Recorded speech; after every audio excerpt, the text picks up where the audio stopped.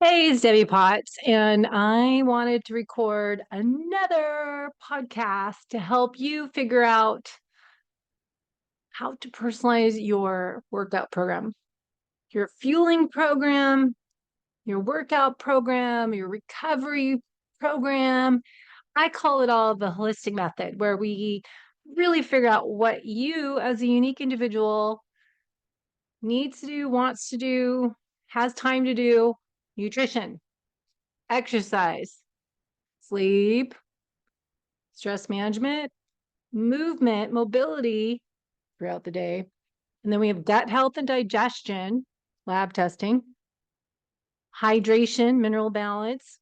And then my eighth element, these are all elements of the holistic method: happiness, play, laughter, being silly, gratitude practice, really working on the whole you from the inside out. And as I like to say all the time, I'm recreating myself today so I can be my best self in the future. So if you're my age, watching your parents' age, or you're losing your parents and your family members, I want to thrive, not struggle as I age. I'm not going to use that lame excuse as, oh, I'm getting older, I can't do this, or this is how it happens, this is the normal. That's BS. It doesn't have to be as bad as it is for a lot of people, because it's a choice to start prioritizing our sleep now. How you start your day, how you end your day, how you move throughout the day, how you take care of the whole you from the inside out with these elements of the holistic method. So when you are 80, 90, 100 years old, how do you want to be showing up to life every day? Do you want to be in a walker, struggling to get around, sitting in a chair all day in a retirement home? Hell no. I don't want to be that way. I want to be traveling the world, walking up those hills in Greece and Italy and Spain, and just soaking up life. So even if you are fit and healthy as an athlete today, you may not be setting yourself up to be your best version of yourself in the future, because a lot of the exercise we do as high performers, are being overachievers, is too much. And we're causing a lot of excessive oxidative stress, free radical damage.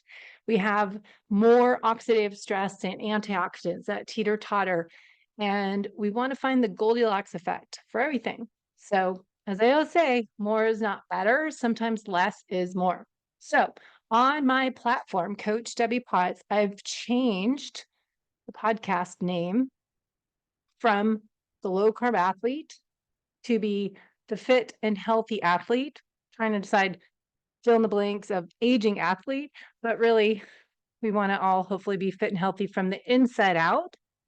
This podcast and YouTube channel will be focusing on how you can improve the whole you with the elements of the holistic method: health investigation, root cause medicine, functional lab testing, testing and not guessing, really looking at genetics to personalize our programs together. So we are thriving as we age. We choose to thrive, and that is a difference.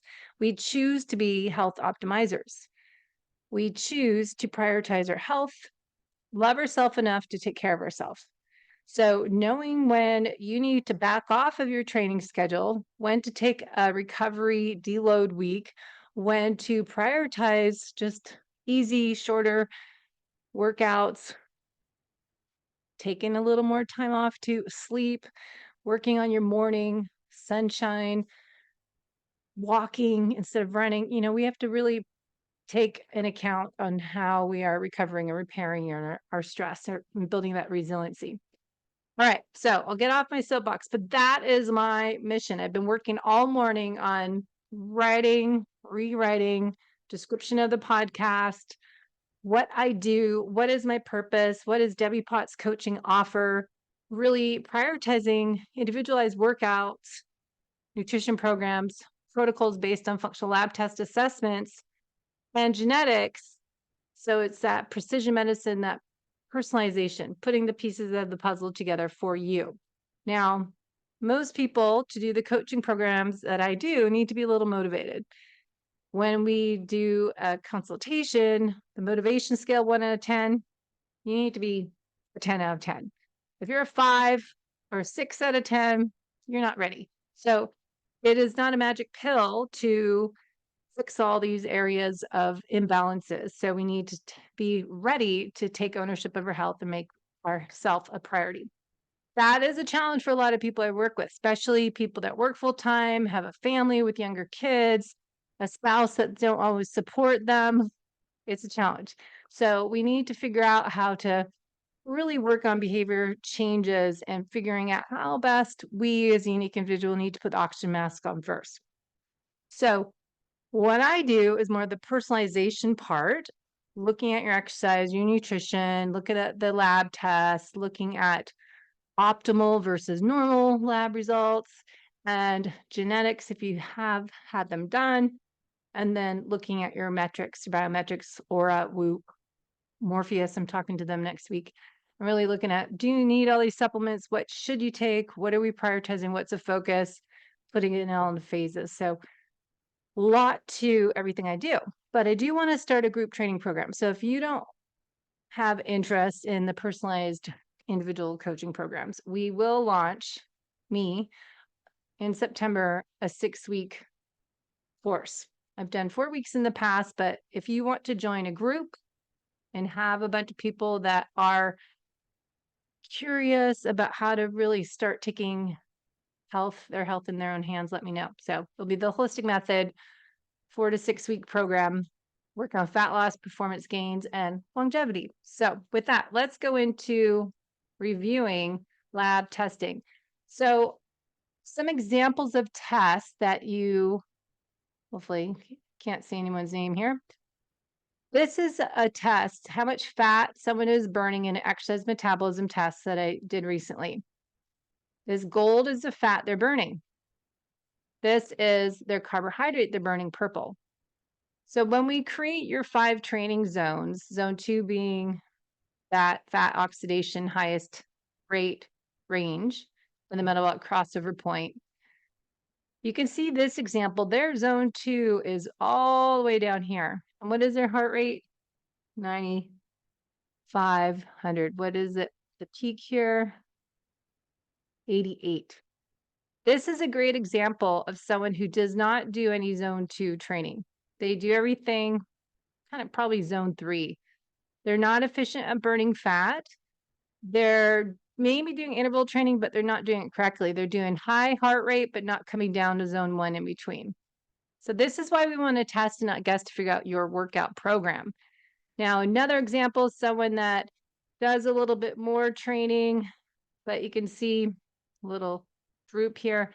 Their heart rate is nicely increasing as it should every minute of the protocol where we increase the speed. And their fat is burning a lot up here.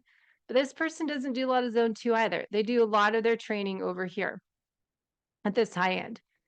And where they stop the test, we want their RER, respiratory exchange ratio, and their peak fat or their peak heart rate. We're at 172 is their peak. And then we look at their exchange ratio, what the RER score was, their total fat carbohydrate ratio. So we can look at all that in a test. And then we can plug in, all right, I want to see the RER. What was their RER rate at the high end? 1.4. And when we stop the test, the person needs to have 1.23. So that's why we want to get that RER over 1.0, 1.10. So this is what we're doing on exercise test. This is where we can find your peak VO2 max. So we can look at just the test itself. Where is the highest level of VO2 level? And then we can get all this data. And this is the raw data. And then you get a nice, pretty report with all these results in it. But this is what I look at is their VO2 max. So then we can look at VT1, where they start to shift from fat to more carbohydrates. Their RER is about 0.85. This person's heart rate is 125, and their heart rate 125. And then they go their second ventilatory threshold, where they have an increase in their oxygen carbon dioxide, their breathing frequencies, you can see the RER gets to be over 1.0, and this is where that 165. So we look at the breathing frequencies and the fuel switches. Okay, and their heart rate, 165. So we get that data, and we can see what is their peak VO2 max. And then we can see the recovery. We're testing 2 minutes afterwards. So that's what I'm doing in a metabolism test. Now, I use Pinoe. You can find someone near you if you don't want to come see me in Del Mar.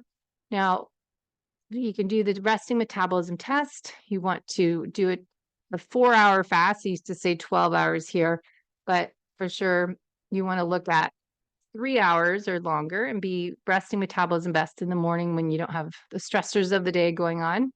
We're going to get the nutrition, your metabolism, fat to carb burn as suggested macros, and then the exercise test is your peak VO2 metabolic crossover point, fuel switching fat to carbs, glycolysis, creatine phosphagen system. We can tell with the breathing frequencies at the higher heart rate and your zones. And so we want to, prepare right for the test. You want to make sure you're just drinking water. But before the exercise test, I want you to eat whatever you normally do. So you can bring what you normally eat before a workout, and we'll test that. If we had more time, it's kind of fun to do fasted versus fed workout and then test out your fuel source. Oh, I'm thirsty. So no intense exercise the day before. And then, if you can't do the test in the morning, later in the day, but every time you retest, it should be the same.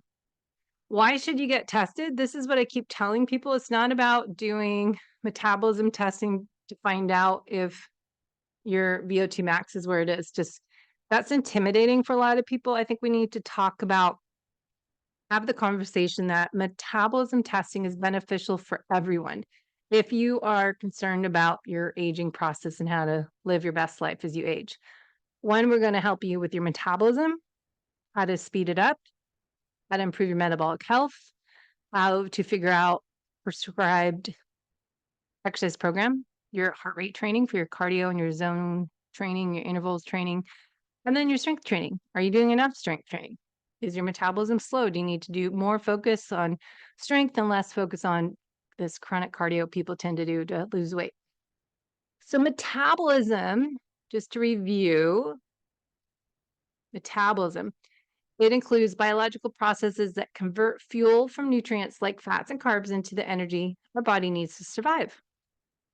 It's the energy, what we refer to as calories, the process through which we burn calories, the most vital biological process since it provides constant supply of energy, power your body movements, and keeps all your functions keeping you alive as breathing, blood circulation, cell growth, muscle respiration, nonstop.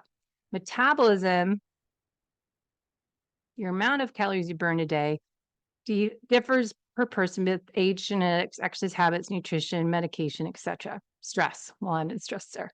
Now, this is why mitochondria are so important. So we really want to focus on mitochondria health because who's creating the energy in the cells? The mitochondria.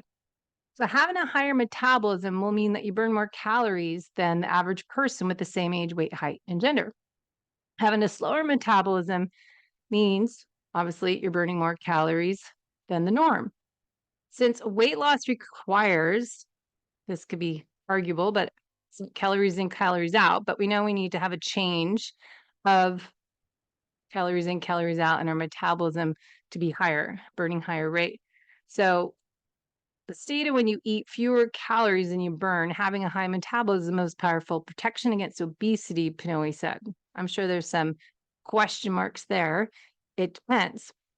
But protecting your body from gaining weight as we age, having a higher metabolism as you age will help avoid a lot of the chronic diseases or obesity related insulin resistance. So focusing on faster cellular and muscle tissue repair and other healing processes that are vital to recovery after workout, high metabolism, essential for avoiding injuries. There's a lot of benefits of a higher metabolism. Now, I talked about this a few times, why I think I'm getting fatter as I age is just normal part of aging is really a lame excuse. If you think about what causes metabolism to slow down, I've talked about this a bunch, but aging is one of the reasons we get a slower metabolism as we age. But why is that? We lose muscle mass. The lower muscle mass we have, the slower metabolism we have, and less metabolism boosting hormone as growth hormone. We don't secrete as much. How do you improve that? Lifting weights, intermittent or time restricted eating, really working on how to optimize our hormones and how to increase our lean body mass and lower that fat mass, more active tissue. So the metabolic decline caused by aging is much less acute than what nutrition and training can cause. And in most cases, this is responsible for only a portion of a person's weight gain. All right, so what are the solutions, you might ask? Despite decline it causes, training and exercise can help reverse it, maintain your metabolism at healthy levels. So again, don't blame age and use it as an excuse. We need to take ownership because you may be the person that's sitting around more. You might not know it. So we have all these nutrition areas we can talk about, training and lifestyle habits. So, looking at metabolism testing is an important part of all this. So going to an article from Lumen, really looking at using a Lumen device, following up from our Pnoe metabolic testing, I think is beneficial. So we're working on this good article Lumen has on increasing your metabolic flexibility so you're able to burn fat and carbohydrates as you age. So this is hard to see when I expand it, but what happens when you eat unhealthy food and when you focus on eating real, whole, nutrient dense foods, there's a big process here. You can look at this article, The Benefits of Metabolic Flexibility from Lumen. So the benefits: improved weight loss. You can go into this blog, improved athletic performance, greater energy levels, risk is lower for chronic diseases, better cognitive function, having steady energy, focus and alertness. A big one for us is chronic inflammation is linked often to metabolic inflexibility. And by just improving how we use energy during the day by what we're doing, how we're moving is really important part. Metabolic flexibility is important for better overall health, better stress management, and feeling more energized and less sluggish. Now, we've also got improved health markers. Blood sugar, blood pressure, A1C is improved with more metabolic flexibility. Better sleep, really working on better flexibility. So that's a great article you can look at on Lumen, and Lumen always has a sale about $199. It's on sale again. So remember, never pay full price, but use my code Coach Debbie Potts. You can join my Lumen account so I can help you figure out how to best use Lumen for my clients. So one more piece here, the oxidative stress I've done a few podcasts on, and I want to go back to this article I did a video on the other day. Is your workout creating oxidative stress? So those that are doing a lot of high intensity workout more than you're doing the lower intensity, just make sure you're having those antioxidants. Maybe you're having some red drink mix as Laird's, or Body Health has reds. I like this glutathione spray from Aura Wellness. I've been using that morning and night, 4 sprays on my belly, and you can save with our coach Debbie Potts link on there. Now you can watch the video I did on glutathione with Dr. Nayan Patel. He is the founder of Aura Wellness. Knowing as an athlete how you train, so just how much oxidative stress is increased during exercise. If you're focusing a lot of your sprint interval training and high intensity workouts, you're increasing more oxidative stress. How is that related to aging? Well, it's also creating more oxidative stress, create aging, but also overloads your liver. So working on the liver detox protocol is what I do with a lot of my clients to start before we work on the rest of their gut health or a detoxification program. I can get rid of this. That we want to look at how are your liver detox pathways working. The liver is a vital organ that performs a wide range of essential function as detoxification. It plays a role in carbohydrate, protein, and fat metabolism. The liver stores your vitamins A, D, E, and K, and B12 minerals, iron, copper, and glycogen is stored as glucose, or glucose is stored as glycogen. It also synthesizes essential proteins as albumin and clotting factors, certain hormones, immune function, bile production. The liver produces bile, the gallbladder stores it. So we really want to look at how's your liver gallbladder function? How's your digestion? How are your digestive enzymes working for you? Are you breaking down proteins in your stomach? Do you have enough HCl? And this whole process of the pancreas, the stomach, and the liver and the adrenals, everything is connected. So we really want to address the whole body together and maybe work on phases. So phase one, you'll see on my article of detoxification, you have kind of the wash, the rinse, and the elimination. So toxins, fat soluble, are converted to be water soluble in phase one. Phase two, water soluble products are eliminated the body via the gallbladder through the bile and stool. So that's your lymphatic system has to move that out, and then through kidneys and urine.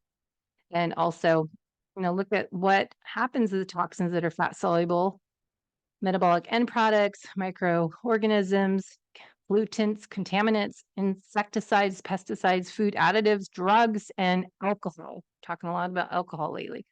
Now, phase one is your oxidation reduction hydrolysis, is to reintroduce or expose functional groups of toxins to increase their reactivity. The cytochrome P450 family we talk about in phase one. We create those free radicals, which may be more toxic than original substances. So they have phases here. Oxidation is adding oxygen and removing hydrogen. Reduction is adding electrons to a substance. Hydrolysis is breaking chemical bonds by adding water. So that makes sense, hydrolysis. So you can get into the nitty gritty. I'm not an exercise physiologist, but I was curious looking this up. Now, the process of detoxification elimination is really important part. And that's why we want to really make sure being fit and healthy from the inside out, we're working on our digestion, breakdown of food, absorption of food, and your gut wall lining. So leaky gut, dysbiosis, all those impact us. But start above that is your liver and your stomach organ and making sure everything's functioning right. And our detox pathways, elimination are functioning at optimal levels. So we want to look at all of this. And that's a great picture from Dr. Jockers here on the screen that you can find on his website. So I would encourage you to look into liver detox. Maybe, you need to learn more about detoxification is removing the harmful substances that protect the body from potential damage. And remember, phase one, reactive groups of toxins via oxidation, reduction, hydrolysis. This requires enzymes. And so we need to make sure we have those right enzymes to help produce reactive intermediates. To move into phase two, the conjugates of reactive intermediates with hydrophilic molecules, so neutralizing their toxicity, making them water soluble in phase two. And this involves various conjugated pathways and requires, again, specific nutrients and cofactors. So we want to make sure we have those nutrients needed to help this phase one and two and the phase three elimination pathways working. As phase three, transportation of our conjugated toxins out of the liver. So it's like the freeway, the bile is moving through the freeway out by pushing through the lymphatic system as your pump that you have to use that rebounder or moving around to help move it on its own and excrete bile or urine, and sweating helps, and sauna and all those other habits. But really looking at the role of the liver and the nutrients we need and how mitochondria is involved in all of this is something I want to dive into. Just to finish with all the nutrients that are cofactors needed for proper detoxification pathways. This is a big list. So I got a few pictures put in here, and you can see detoxification pathways in the liver, what happens in phase one, these toxins all through here. Phase one required nutrients are B vitamins, glutathione, Antioxidants as milk thistle, vitamin C, E, and carotenoids. Phase 2 required nutrients, sulfur, selenium, amino acids such as taurine, glycine, cysteine, and glutamine.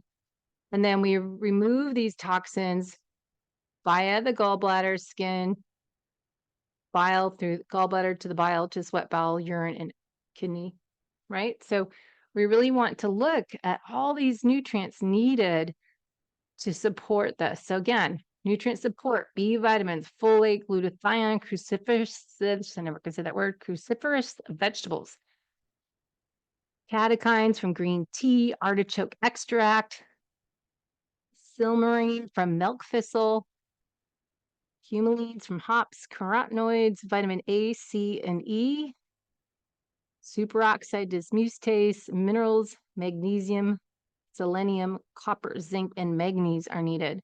What are needed in phase 2? That's where your amino acids are important. Glutamine, glycine, taurine, cysteine, arginine. Nutrients to support the healthy methylation are the B vitamins, folate, methionine, and betaine. And then we talk about the cruciferous vegetables here again, the hops, watercress, prune. I was looking up this from an infographic, but pomegranate. Glutathione, again, is needed in both. So that's why I take glutathione precursors or glutathione from Quicksilver or Wellness, which you can get Quicksilver off my full script account. Minerals, magnesium, selenium, and zinc. Selenium is needed for thyroid health as well, and zinc is needed in both phases, if you notice that, and manganese. So really looking at all this is pretty crazy. So if you are not getting the right nutrients, the right amino acids, the right minerals in your body, really your liver might be sluggish. So lots of information here, and these infographics I think are really helpful to see what goes on, and then you can watch my video with Dr. Nayan Patel. So let me know your thoughts and what you want to work on. Everyone's unique. So prioritize your health. Start with the first thing you need to work on, north to south. Maybe it's what you're eating, nutrient density, how you're eating, when you're eating, as well as the what you're eating, and be mindful. Intuitive eating, chewing your food, slowing down, be in that parasympathetic nervous system, rest and digest, and help digest by not sitting right afterwards. Keep moving. I get up and do the dishes, maybe walk around the yard. Doesn't have to be a half an hour walk, but just a couple minutes helps. And then focusing on maybe digestive enzymes. I use Body Health Digest enzymes. Taking 2 caps with the meals really helps me, especially with a heavy protein meal. It takes me longer to break it down. And then also working on apple cider vinegar. I have in my water, and I've been taking some berberine and helping with stabilizing my blood sugars. I tend to be more prone to type 2 diabetes. If you look at your genetics, you can learn more. So questions, send in your comments and other topics you want me to dive into so you can be fit and healthy from the inside out as you age. Chat